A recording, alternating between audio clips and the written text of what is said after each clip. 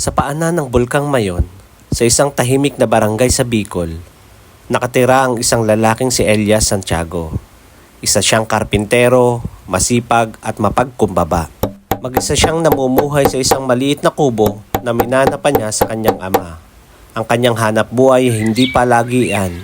Minsan may proyekto, madalas wala. Pero kahit gipit, hindi siya nawawala ng pag-asa sa buhay. Ang buhay ay parang pag-akyat ng mayon, wika niya minsan. Puro liko, puro hirap, pero kapag nasa tuktok ka na, matatanaw mo ang lahat ng pinagdaanan mo. Isang araw ng Miyerkules, habang pauwi si Elias galing sa isang maliit na proyekto, napadaan siya sa isang Lotto outlet sa palengke. Sa bulsa niya ay may natirang 50 pesos. Tinitigan niya ito ng sandali. Ay, pang-ulam na ito sana kinabukasan. Itataya ko pa ba? Pero parang may bumubulong sa kanya. Subukan mo. Malay mo, ito na yon.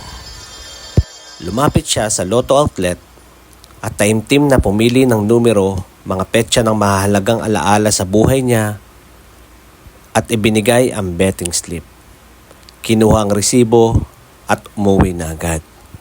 Hindi niya agad tiningnan ang resulta kinabukasan. Para sa kanya, sanay na siyang matalo. Wala naman siyang inaasahan. Isinuksok lang niya ang resibo sa bulsa ng kanyang maong at nakalimutan na ito. Biyernes ng gabi, tahimik ang kalangitan. Mainit ang hangin pero maliwanag ang buwan. Umakyat si Elias sa likod ng bundok kung saan tanaw ang langit. Ito ang kanyang pahingahan. Sa kanyang pagtunganga sa ulap, bigla siyang napapitlag isang bulalakaw ang dumaan. Mabilis, maliwanag at tila nagliliyab. Hindi niya agad nakausap ang langit. Pero maya-maya, napapikit siya at bumulong. Panginoon, sana gumanda ang buhay ko. Pagod na akong puro kakapusan at puro kahirapan. Bigyan mo ako ng bagong simula. Pagdilat niya, wala na ang bulalakaw, pero may kakaibang katahimikan. Para bang may narinig ang langit. Kinabukasan, habang naglilinis siya ng kubo, napansin niya ang tiket ng loto sa bulsa ng maong na isinampay.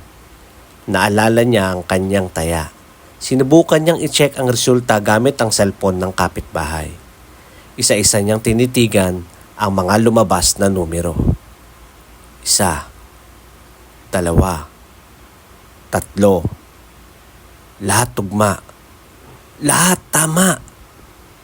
Tumayo siya. Nanlamig ang katawan. Nanginginig ang kamay. Hindi siya makapaniwala.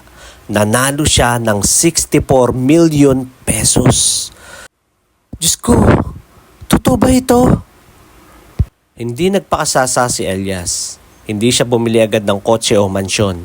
Ang unang ginawa niya, ipinagawa niya ang simbahang sira sa kanilang barangay. Pinapaaral niya ang mga anak ng mga kapwa karpintero. Ipinatayo niya ang isang maliit na negosyo, isang lumber shop na nagbibigay ng trabaho sa mga walang hanap buhay. Hindi siya naging mayabang. Kapag tinatanong kung paano siya nanalo, ito lang ang sagot niya. Isang gabi, humiling lang ako. Hindi sa loto ako naniniwala, kundi sa dasal. Yung bulalakaw na yon, yun ang paalala na habang may langit, may pag-asa. Tuwing gabi, umuupo pa rin si Elias sa likod ng bundok. Hindi na para humiling, kundi para magpasalamat at maging saksi. Sa mga sandaling tahimik ang gabi at ang langit ay puno ng bituin, tahimik lang siyang nakatingala, parang naghihintay na may muling mapadaan na bulalakaw. Minsan, may mga batang sumasabay sa kanya. May mga ilan ding matatanda. Tahimik lang na lumulugar sa damuhan at nag-aabang din. At kapag may dumaan na bulalakaw, si Elias ay tumatayo at marahang nagsasalita. Kung makakita kayo, humiling kayo. Hindi dahil sa swerte, kundi dahil yan ang paalala ng langit na kahit gaano kahirap ang buhay, pwedeng magbago ang lahat kung hindi ka susuko at marunong kang maniwala.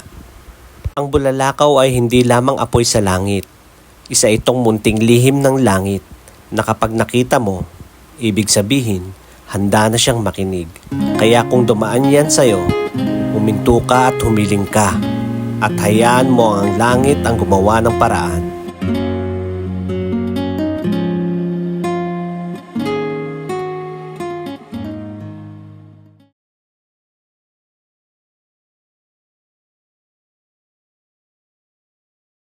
Para sa'yo.